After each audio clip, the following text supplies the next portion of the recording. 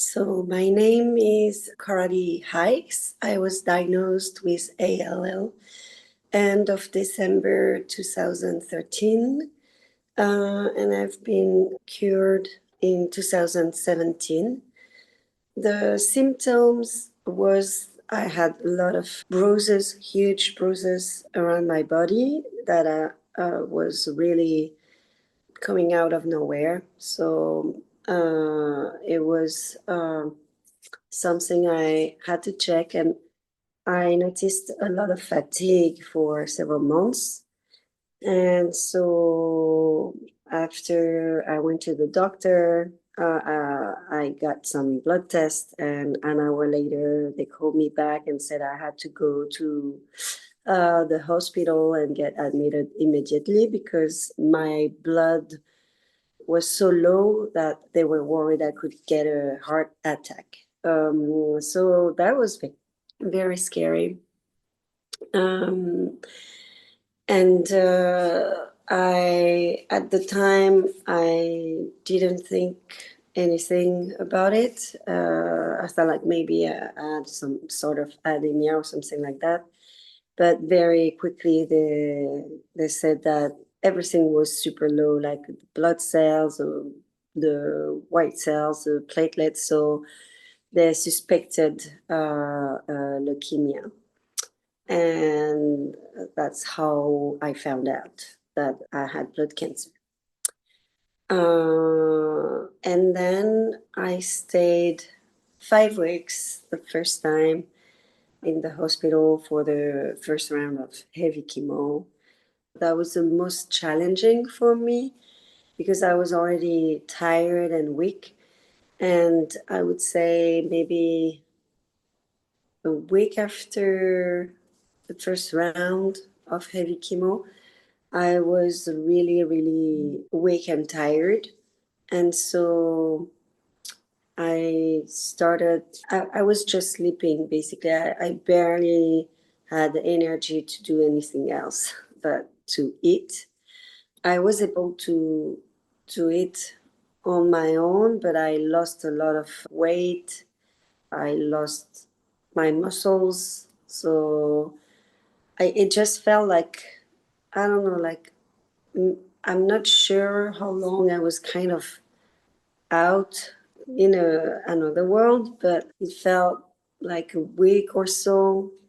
And it just felt like I took a very long nap. And I woke up, my energy was back a little, and I was able to stand. And then I look at the mirror and I saw how skinny I was, and I was like, wow, just like it was weird to felt like I just fall asleep and woke up and I was a different person. After that, I was able to recover and get back in shape in a month or so. But yeah, at the beginning, I had to really take it slow. And I don't know how I would have handled my daily routine without help and support from friends and family. And also, like, the team who was taking care of me at the hospital was really amazing. They were really trying to not disturb me and let me rest as much as possible. They were also encouraging me to, walk around and just not lay in bed all day, and giving me all the advices for me to recover as smoothly as possible, and always like telling me in advance what side effects I might encounter, checking on me to see if there were anything they could do to help me. And they even offered me some massage therapy sessions and things like that, which I thought it was amazing because I never thought like I could do something like that in a hospital. During the heavy chemotherapy, it's uh, mostly the fatigue and some digestive pain that I would have, like acid reflux. And so there's sometimes I had to adjust my diet with the help of the doctors, to make sure that everything would be comfortable for me. And then what else? I just had to listen my body basically and rest when I felt like I was too tired. Like one thing I wanted is not to push myself too hard to do things. Another thing that I experienced was the change of taste in my food, uh, and I found some books to help me for specifically for people dealing with cancer, so that they were like recipes depending of the type of symptoms that I could have, and to make sure that it would taste good, because sometimes things might feel too salty or too sweet or just feel plain. Yeah, anything that motivates you to eat, basically. And I was like preparing dishes in advance that I would freeze, so that on days where I felt like I was too weak, I didn't had the energy to cook. I had things already available for me. That was really helpful. I had some help from my family for that. And then after during the heavy chemo, I had to be checked at the hospital almost every day anyway, to make sure that about my blood system. There's a few times where I needed more blood cells, sometimes more platelets, and sometimes I was neutropenic, which means I had no more white cells at all. And those times I had to stay in the hospital until they would see white cells coming back up. The first 8 months, it was I was a lot at the hospital, and so it can be frustrating at some times because you always have to be near the hospital and feel like you're not free to live your life the way you would like. But at the same time, it's also um, good to just have time and stay home and just focus on uh, your health, I guess. But I was happy at the end of the 8 months that I would be able to get back some sort of freedom. And then when I started the chemo pills, it was almost 3 years of treatment. I was more aware of alternative medicines. I already started to take some supplements, natural enzymes, or things like that to help with the digestive issues, because I wanted to avoid to take other meds that could also trigger some side effects. So I was trying to stay with natural treatments as much as possible. And actually, it really helped. And then so when I started chemo pills, I was allowed to do acupuncture, for instance, the things that during heavy chemo, there's a lot of things you can no longer do. I used to do martial arts, and during my heavy chemo phase, I had to stop because they were worried that it would be too intense for my blood system. And same, like I couldn't do anything that would basically touch the blood system, like even a lymphatic massage you can't do, something like that, acupuncture either. There's a lot of things you have to just wait.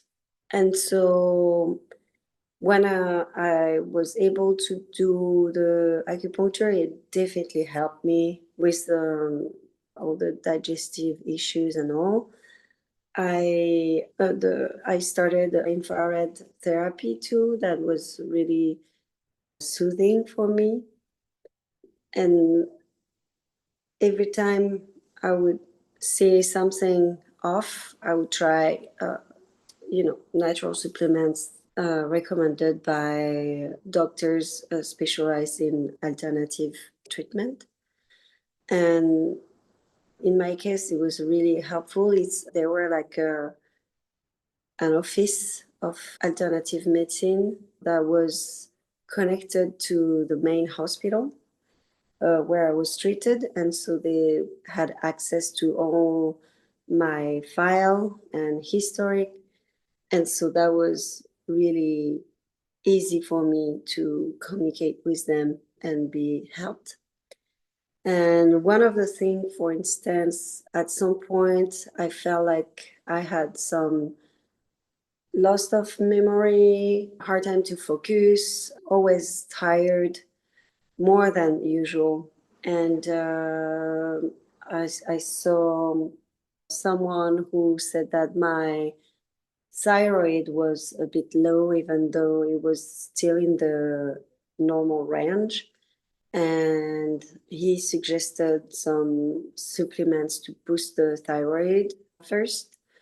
And in few days, like I would say 3 4 days, I was able to focus and get way more energy. It was like really game changer. So that's when I realized that there were things I could do and not just think, oh, like take things as fate and think, oh, yeah, it's gonna be like that anyway.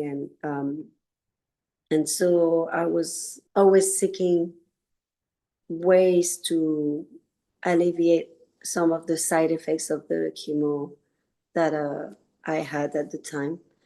One thing you can do about it is like losing your hair. I honestly, I I anticipated that, and I got some wigs and some scarves to cover my head before I lost my hair. But actually, when I started to lose like a lot of them, I just shaved my head. And then I was like, actually, I don't mind. And a lot of time I was just like that. And it was not an issue for me. I would say it's important to discuss when there's anything that is feel really abnormal uh, with the team that treats you, because they can always try to help you make sure you feel better. And one thing that someone else told me at the time, who was also going through leukemia, is no one knows your body more than you. And so make sure that everyone is on the same page, because sometimes some people, might change. And it's just important to make sure that everyone has the correct informations. And yeah, like one thing I would say helped me a lot also was thinking that it's a journey for sure, but there will be an end to that. And like I, at some point, I started to focus on a sort of a reward goal, so that once the treatment would be over, I would have something to focus on, just to celebrate finishing that journey. So whatever that can be for you, for me, it was like a beautiful trip somewhere out of town, far away from the hospital. But yeah, that part was also important, I think, for me to just have that goal in mind. One thing I wish at the time is I know that my oncologist, for instance, there's sometimes I was telling him some of the side effects I had. I said, "Yeah, I'm sorry. This is because of the treatment." But like he was not suggesting any help from alternative medicine. And I don't know, I feel like those two works very well together, and maybe it would help if doctors of different fields could work together more, and so exchange information so they can help patients more efficiently. um, I don't know if it's still like that now or if it changed, but hopefully it is. And I think that's it.